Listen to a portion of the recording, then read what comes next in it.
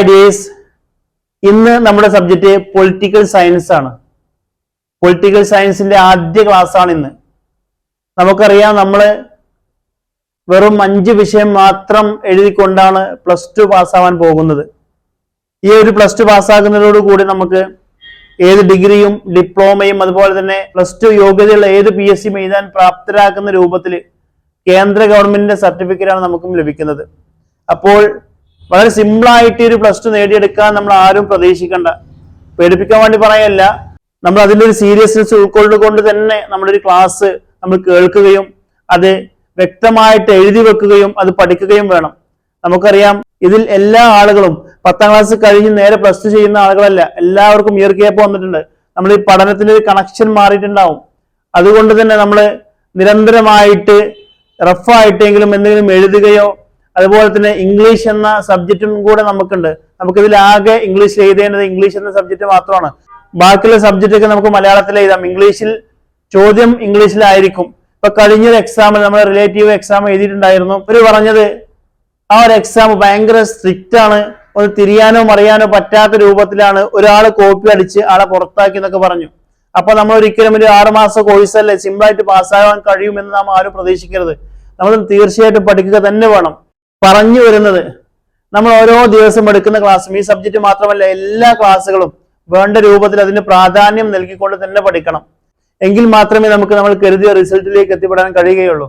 നമ്മളെല്ലാ ആളുകളും ഇതിൽ വന്ന മുഴുവൻ ആളുകളും +2 എങ്ങനെയെങ്കിലും പാസ്സാവണമെന്ന് അതിയായി ആഗ്രഹിക്കുന്ന ആളുകളാണ്.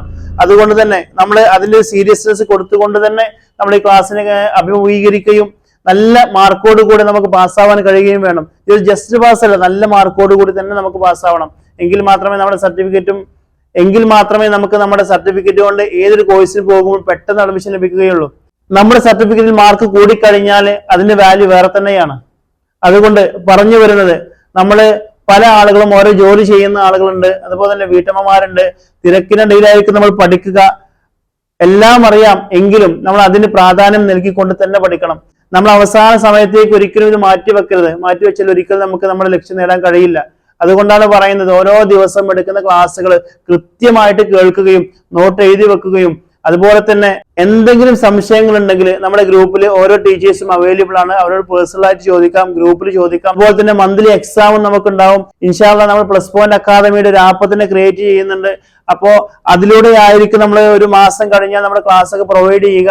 അപ്പോൾ ഒന്നുകൂടി സുതാര്യമായിരിക്കും, ഒന്നുകൂടി സംശയങ്ങൾ ചോദിക്കാനും അതുപോലെ തന്നെ നമുക്ക് ക്ലാസ് കേൾക്കാനൊക്കെ ഒന്നുകൂടി എളുപ്പമാകുന്ന രൂപത്തിലാണ് നമ്മളത് കണ്ടക്ട് ചെയ്യുന്നത്.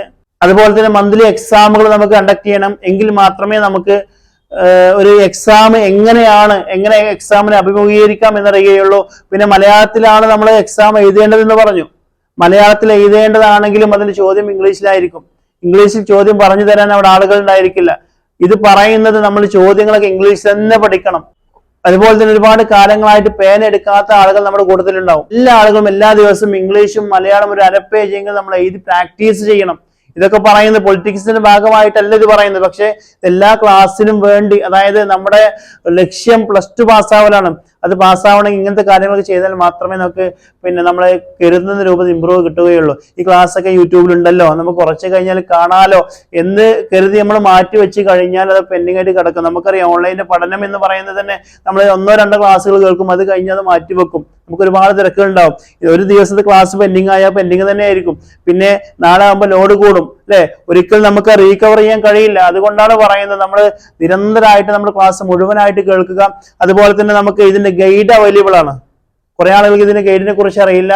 ഒരു 140 രൂപയാണ് ഓരോ ഗൈഡിന്റെയും റേറ്റ്. ആവശ്യമുള്ള ആളുകൾക്ക് വാങ്ങാം. നമ്മുടെ മഞ്ചേരി ബുക്ക് സ്റ്റാളും അതുപോലെ തന്നെ എല്ലാ ബുക്ക് സ്റ്റാളും അവൈലബിൾ ആണ്.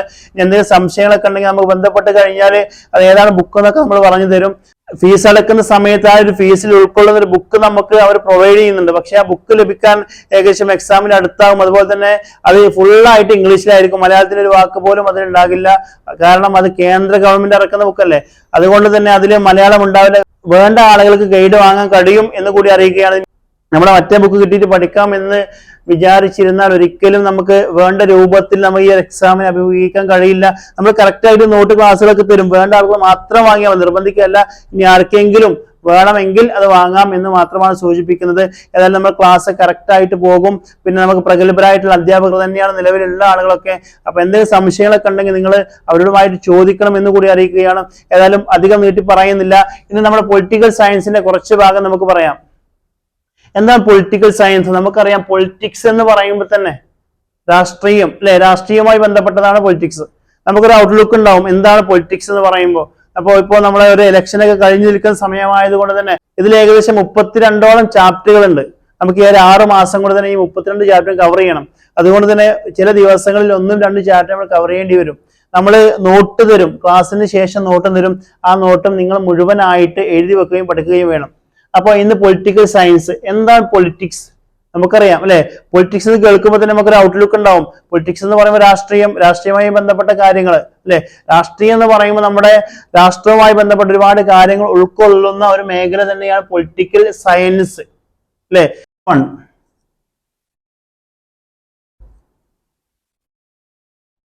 നമ്മുടെ ചാപ്റ്ററിന്റെ പേരാണ് meaning and scope of political science. Meaning and scope of political science.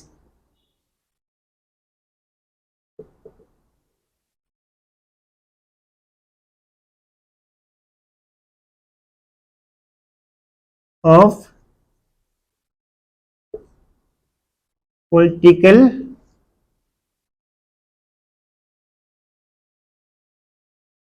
political science. Meaning and scope of political science. അതിന്റെ അർത്ഥവും വ്യാപ്തിയും, അതായത് പൊളിറ്റിക്കൽ സയൻസിന്റെ അർത്ഥവും വ്യാപ്തിയും. അപ്പൊ ഇതില് ഇന്ന് നമ്മൾ ചർച്ച ചെയ്യുന്ന 1-2 കാര്യങ്ങൾ മാത്രമാണ്. Who is the father of political science? Political സയൻസിന്റെ പിതാവ് ആരാണ്? ഈ ഒരു പൊളിറ്റിക്സ് എന്ന വേർഡ് എവിടെ നിന്ന് വന്നതാണ്? അതുപോലെ തന്നെ നമ്മൾ ഈ ബോർഡ് യൂസ് ചെയ്യാനുള്ള കാരണം തന്നെ നിങ്ങൾക്ക് എഴുതി വെക്കാൻ വേണ്ടിയിട്ടാണ്. അപ്പോ who is the father of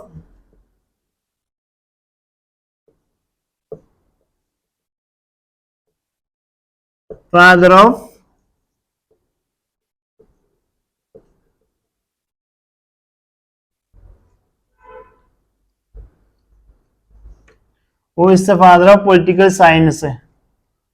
Who is the father of political science? Political സയൻസിന്റെ പിതാവ് ആരാണ്? പൊളിറ്റിക്കൽ സയൻസിന്റെ പിതാവ് അരിസ്റ്റോട്ടിലാണ്. പൊളിറ്റിക്സിന്റെ പിതാവായിട്ട് അറിയപ്പെടുന്നത് ഗ്രീക്ക് ഫിലോസഫർ ആയിട്ടുള്ള അരിസ്റ്റോട്ടിലാണ്. ഗ്രീക്ക്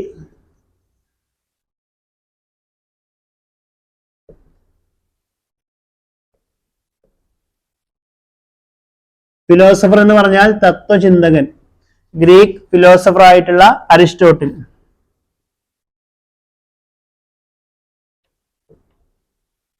ഗ്രീക്ക് ഫിലോസഫർ ആയിട്ടുള്ള അരിസ്റ്റോട്ടിലാണ് പൊളിറ്റിക്സിന്റെ പിതാവായിട്ട് അറിയപ്പെടുന്നത്. ഓക്കെ, ഇനി എന്താണ് politics? What is A politics?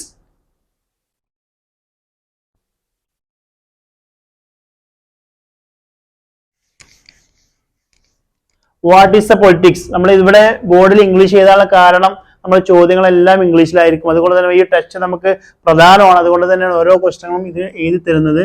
What is the politics?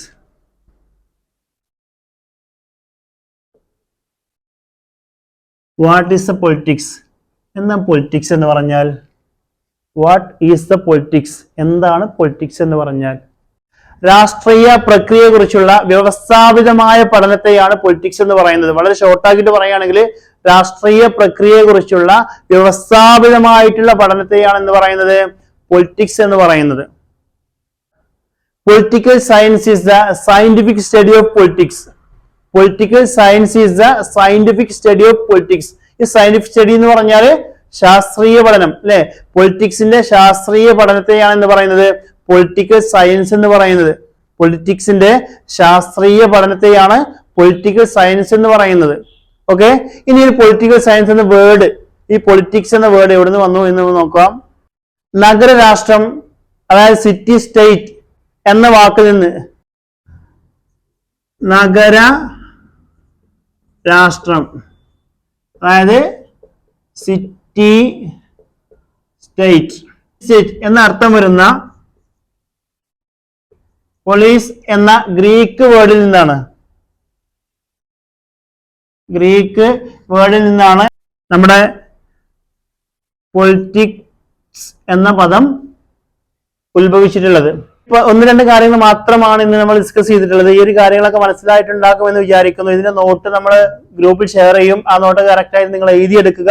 അതുപോലെ തന്നെ നേരത്തെ പറഞ്ഞതുപോലെ തന്നെ നിങ്ങൾ ഓരോ ദിവസം എടുക്കുന്ന ക്ലാസ് അന്നാന്ന് തന്നെ എഴുതാനും പഠിക്കാനും ശ്രമിക്കണം എന്ന് കൂടി അറിയിച്ചുകൊണ്ട് അടുത്ത ക്ലാസ്സിൽ കാണാം. Thank you.